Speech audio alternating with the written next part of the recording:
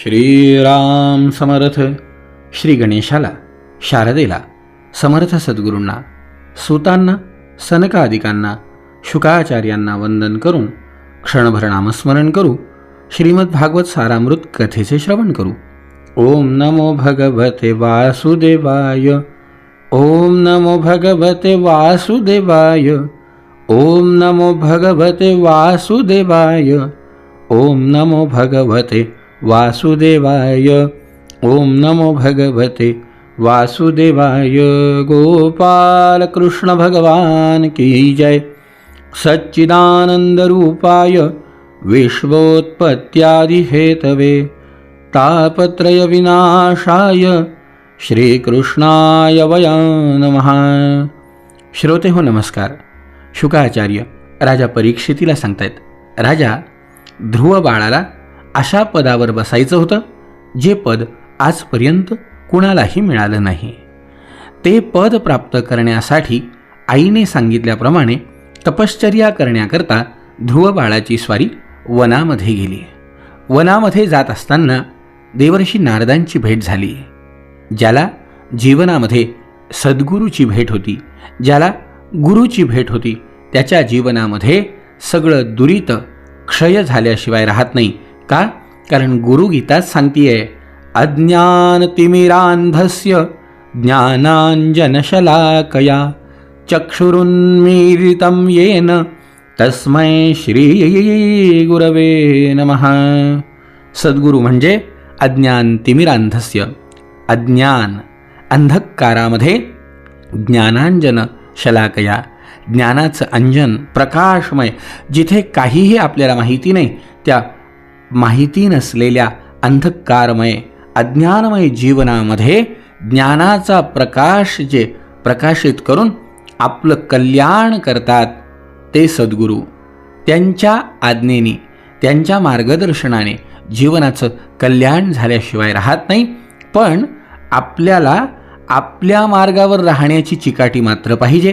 कारण देवर्षी नारदांनी सुद्धा ध्रुवाला सांगितलं की हे तुझं वय तपश्चर्येचं नाही, तू घरी जा. पण त्यांनी पाहिलं नाही, म्हणलं, देवर्षी तुम्ही मला आशीर्वाद द्या. मी ज्या कामासाठी चाललोय मला परत जायला सांगू नका, मला आशीर्वाद द्या, मला मंत्र द्या, जेणेकरून भगवंताची माझी भेट लवकर होईल.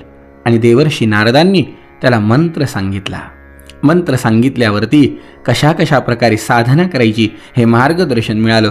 तिथून मात्र ध्रुवाचा प्रवास अतिशय सोयीस्कर सोपा झाला आणि त्या मार्गावर त्यांनी चालायला सुरुवात केली. भगवंतासाठी मधुवनामध्ये आलेल्या ध्रुवानी तपश्चर्येला सुरुवात केली. त्रिरात्रांते कपित्थ बदराशनः आत्मवृत्त्यनुसारेण मासं निन्नेर्चयन् हरिम. सुरुवातीला ध्रुव बाळांनी 3 रात्रींनंतर फक्त शरीर निर्वाहापुरती कवठाची आणि बोराची फळं खायला सुरुवात केली. नामस्मरण चालूच आहे. 1 महिना त्यांनी 3 दिवसाच्या अंतराने कवठाची आणि बोराची फळं खाऊन काढली. दुसरा महिना सुरू झाला. द्वितीयंच तथा मासम षष्ठेर्भको दिने तृणपर्णादिभिः शीर्णै कृतान्नोऽभ्यर्चयद्विभुं. दुसऱ्या महिन्यामध्ये ध्रुवाने 6 दिवसांच्या अंतराने वाळलेलं गवत आणि गळून पडलेली पानं खाऊन भगवंताची उपासना केली. तृतीयंचान्मयान्मासं नवमे हनी अब्धक्ष उत्तम श्लोक मुपाधावत समाधिना. तिसरा महिना 9 दिवसांनंतर केवळ पाणी पिऊन समाधी योगाने श्रीहरींची आराधना करीत तिसरा महिना व्यतीत झाला. चौथा महिना तर चतुर्थमपि वै मासं द्वादशे हनी वायुभक्षोजितश्वासो ध्यायन् देवमधारयत. चौथ्या महिन्यात श्वासावर नियंत्रण मिळवलं. 12 दिवसांनी केवळ वायू पिऊन ध्यानयोगाद्वारे भगवंताची आराधना सुरू झाली. पंचमे मास्यनुप्राप्ते जितश्वासो नृपात्मजः ध्यायन् ब्रह्मपदैकेन तस्थौ स्थाणुरिवाचलः. उपासनेचा 5वा महिना सुरू झाला. राजकुमार ध्रुव श्वासावर नियंत्रण मिळवून परब्रह्म्याचे चिंतन करीत एका पायावर खांबाप्रमाणे निश्चल उभा राहिला. ध्रुव बाळांनी सर्वतो मन आकृष्य हृदीभूतेंद्रियाशयं ध्यायन् भगवतो रूपं नाद्राक्षीत किंचिनापरम. शब्दादी पंचविषय आणि इंद्रियांचे नियामक आपले मन सर्व बाजूंनी एका ठिकाणी खेचून घेतले आणि हृदयस्थित श्रीहरीच्या स्वरूपाचे चिंतन करीत करीत आपले चित्त दुसरीकडे कुठेही जाऊ द्यायचे नाही असे निश्चयात्मक व्रत त्याने सुरू केले. अशा प्रकारची जेव्हा उपासना ध्रुवाने सुरू केली ना राजा, त्यावेळेला आधारं महदादीनां प्रधान पुरुषेश्वर ब्रह्मधारयमानस्य त्रयो लोकाश्च कंपिरे. जेव्हा त्यांनी महदादी तत्वांचा आधार आणि प्रकृती व पुरुषाचाही अधिश्वर अशा परब्रह्म्याच्या ठिकाणी धारणा केली, त्यावेळी उत्पन्न झालेल्या त्याच्या तेजाने तिन्ही लोकांचा थरकाप उडाला. राजा, जेव्हा तो राजकुमार एका पायावर उभा राहिला तेव्हा त्याच्या अंगठ्याने पृथ्वी दबली जाऊ लागली. एखादा हत्ती नावेवर चढल्यावरती नाव जशी पदोपदी डाव्या उजव्या बाजूला हेलकावे खाते तशी पृथ्वी डगमगू लागली. ध्रुवाने आपली इंद्रियद्वारे आणि प्राण रोखून धरून अनन्य बुद्धीने जेव्हा विश्वात्मक भगवान श्रीहरीचे ध्यान केले तेव्हा त्याची समष्टी प्राण्यांशी अभिन्नता झाल्याने सर्व जीवांचा श्वासोच्छ्वास रोखला गेला. त्यामुळे सर्व लोक आणि लोकपाल श्वासाअभावी घाबरून जाऊन श्रीहरींना शरण गेले. अहो, देवांनी भगवंताची स्तुती केली. नैवं विदामो भगवन् प्राणरोधम. तेव्हा सर्व स्थावर जंगम जीवांच्या शरीरातील प्राण एकदमच रोखल्या गेलाय. असा अनुभव यापूर्वी आम्हाला कधीच आला नव्हता. आपण शरणागतांचे रक्षण करणारे आहात. आपल्याला शरण आलेल्याला आपण दुःखापासून सोडवता, आम्हाला दुःखापासून सोडवा. तेव्हा भगवान म्हणाले, तुम्ही भिवू नका. ध्रुवाने आपले चित्त मज विश्वात्म्यात लीन केले आहे. त्यावेळे त्या प्राणनिरोधाने केलेल्या तपश्चर्येचा तुम्हा सर्वांचा श्वास त्यामुळे थांबला आहे. आता आपण आपल्या लोकी जा. मी त्या बालकाला या दुष्कर तपापासून परावृत्त करतो. मैत्रेय ऋषी विदुर काकांना म्हणतायत, विदुरा, भगवंतांनी अशा प्रकारे आश्वासन दिल्यानंतर देवांचे भय नाहीसे झाले आणि त्यांना प्रणाम करून देव स्वर्गात निघून गेले. त्यानंतर विराट स्वरूप भगवान गरुडावर आरूढ होऊन आपल्या भक्ताला भेटण्यासाठी मधुवनामध्ये आले. त्यावेळेला तीव्र योगाभ्यासाने ध्रुव एकाग्र झालेल्या बुद्धीने भगवंताच्या विजेसारख्या दैदिप्यमान अशा ज्या मूर्तीचे आपल्या हृदयकमलामध्ये ध्यान करीत होता ना, ती एकाएकी अदृश्य झालेली पाहून त्याने जेव्हा डोळे उघडले तेव्हा लगेच भगवंताचे तेच रूप त्यांनी बाहेर आपल्या समोर पाहिले. प्रभूंचे दर्शन झाल्याने ध्रुव गडबडून गेला. त्याने जमिनीवर साष्टांग लोटांगण घातले. नंतर तो अशा प्रकारे प्रेमपूर्ण दृष्टीने त्या भगवंताकडे पाहू लागला की जणू नेत्रांनी त्यांना पिऊन टाकावे, मुखाने त्यांचे चुंबन घ्यावे आणि हातांनी त्यांना आलिंगन द्यावे. तो हात जोडून प्रभूंच्या समोर उभा होता आणि त्या भगवंताची स्तुती करावी असंही त्याला वाटत होतं, परंतु ती कशी करावी हे त्याला कळत नव्हतं. सर्वांतर्यामी हरींनी त्याचे मनोगत जाणले आणि कृपापूर्ण आपल्या वेदमय शंखाचा त्याच्या गालाला स्पर्श केला. भगवंतानी आपल्या शंखाचा स्पर्श ध्रुवाच्या गालाला केल्याबरोबर भविष्यकाळामध्ये अढळ पद प्राप्त होणार असलेल्या ध्रुवाला त्याच क्षणी दिव्य वाणी प्राप्त झाली.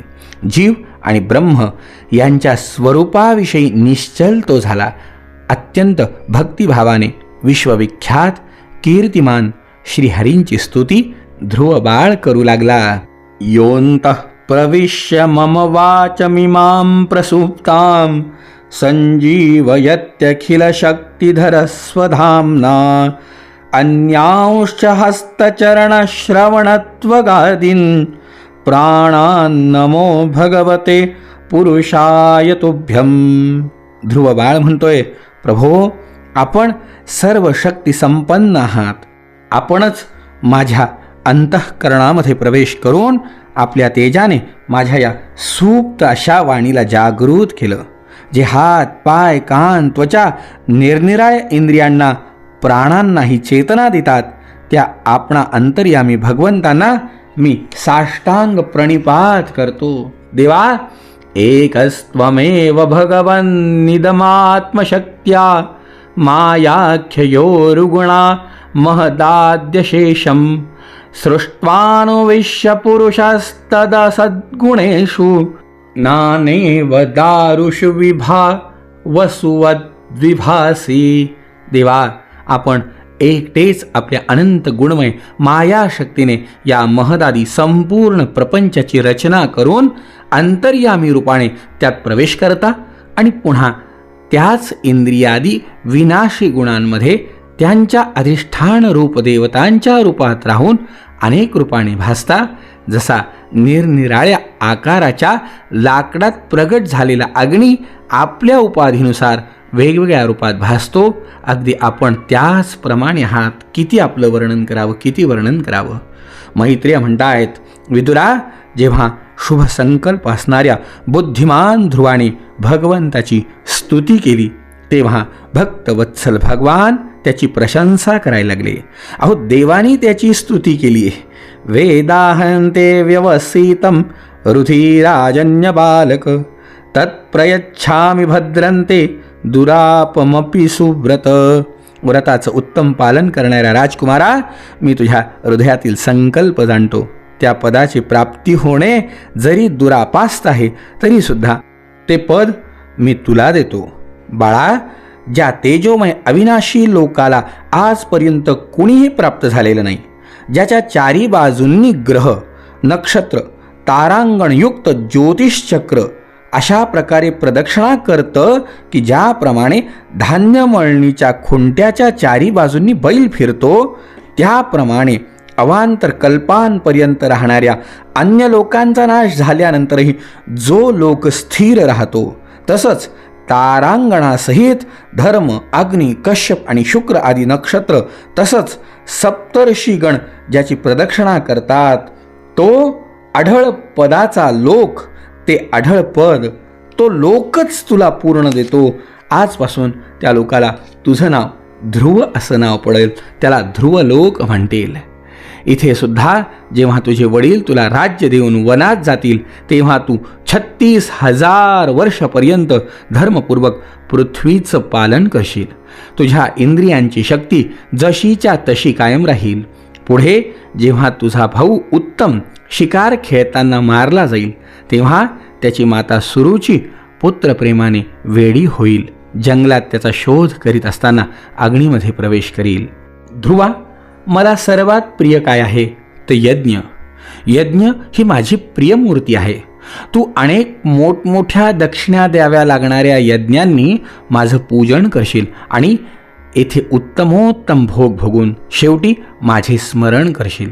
यामुळे ततो गंतासि मत्स्थानं सर्वलोक नमस्कृतम उपरिष्टादृशिभ्यस्त्वं यतो नावर्तते गतः.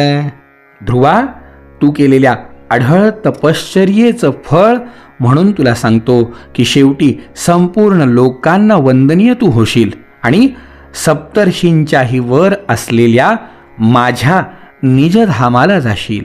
तिथे गेल्यावरती पुन्हा तुला संसारात यावं लागणार नाही. मैत्रेय म्हणतायत, विदुरा, अशा प्रकारे आढळ पदाची प्राप्ती ध्रुवाला झाली.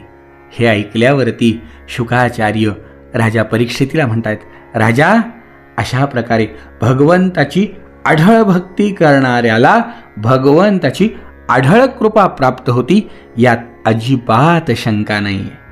श्रोते हो, या ध्रुव बाळाच्या चरित्रामध्ये खूप काही शिकण्यासारखं आहे. सगळ्यात महत्त्वाची गोष्ट तुम्ही मी आज शिकली पाहिजे. 2 मिनटं तुमचे जास्त घेतो, पण महत्त्वाची गोष्ट ही शिकली पाहिजे की एकदा ज्या भगवंतावरती आपली दृढ श्रद्धा बसली, आपल्या सद्गुरूंनी भगवंताचं जे नाम आपल्याला दिलं त्या नामाची कास धरून आपण आपल्या जीवनामध्ये इतकी उपासना केली पाहिजे आणि तीही इतकी एकाग्रतेने केली पाहिजे. बघा, ध्रुवाला भगवत कृपा फक्त 6 महिन्यामध्ये झाली आहे. 6 महिन्यामध्ये भगवंतानी दर्शन दिलं आणि अढळ पद दिलं. आपण 6 वर्ष, 60 वर्ष उलटून गेले तरी सुद्धा आपल्याला त्या स्थितीपर्यंत जाता येत नाही. का नसेल जाता येत? तर सगळ्यात महत्त्वाचा आपला विश्वास. ध्रुवानी भगवंतावरती अढळ विश्वास ठेवला. आपला विश्वास अढळ राहत नाही, आपलं व्रत अढळ होत नाही. आपण एक एकादशी करायचं ठरवतो, कधीतरी ठरवतो की आज आपण कडकडीत करू आणि कडकडीत एकादशी करण्यासाठी आपण इतका मनाचा निश्चय करतो, पण सकाळी उठल्यावरती हा निश्चय 6 ते 9 वाजेपर्यंत टिकतो. 10 वाजता पाणी प्यावं वाटतं, 12 वाजता काहीतरी फराळ करावा वाटतो आणि शेवटी झोपेपर्यंत आपण म्हणतो की नाही, म्हणलं जाऊ द्या, कुठे देवानी सांगितलंय कडकडीत उपास करायचा, भूक लागली आहे ना, घ्या खाऊन. मग दिवसभर उपास झालाय, आता रात्री म्हणलं जेवल्याशिवाय झोप लागूच शकत नाही आणि आपण झोपून राहतो, तेही जेवण करून. मंडळी, नाही हो, समर्थ म्हणतायत अतिनियम करू नये. खूप कडकडीत नियम नाही होऊ शकत कलियुगामध्ये, पण नियमाविन राहू नये. काहीतरी नियम केला पाहिजे. तो नियम अगदी प्राणपणाने जपला पाहिजे. जो असा प्राणपणाने भगवंताशी केलेला निश्चय जपतो त्यालाही भगवंत निश्चयात्मक बुद्धीने जपतो आणि ज्याला भगवंत जपतो त्याचं जीवनामध्ये कल्याण आहेच आहे. कुणाचं कल्याण झालं ते उद्याच्या चरित्रात बघण्याचा प्रयत्न करू. जय जय रघुवीर समर्थ.